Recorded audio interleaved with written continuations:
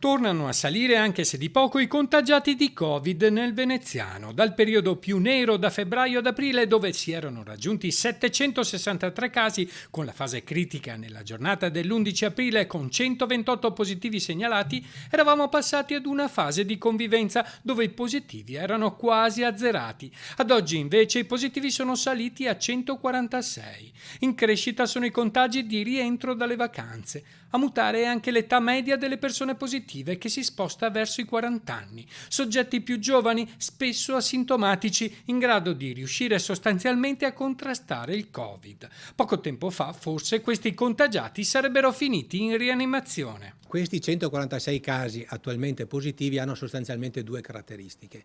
La prima è quella di avere un'età media attorno ai 40 anni, quindi un'età media che si è molto abbassata dai 60 che avevamo appunto nel marzo-aprile del 2020, siamo passati a 40.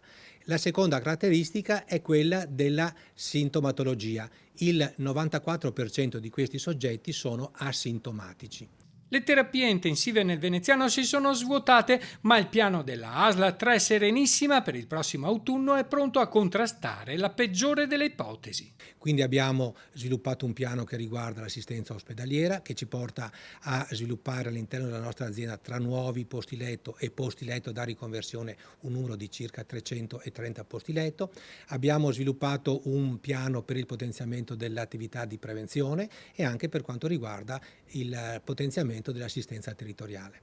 I focolai presenti nel territorio sono 18, anche se per il direttore generale della ASL 3, Paolo Dalben, sono tutti sotto controllo. E la situazione è questa in sostanza: abbiamo avuto 27 focolai dal metà luglio, 9 sono spenti, sono focolai in parte autoctoni e in parte importati dall'estero.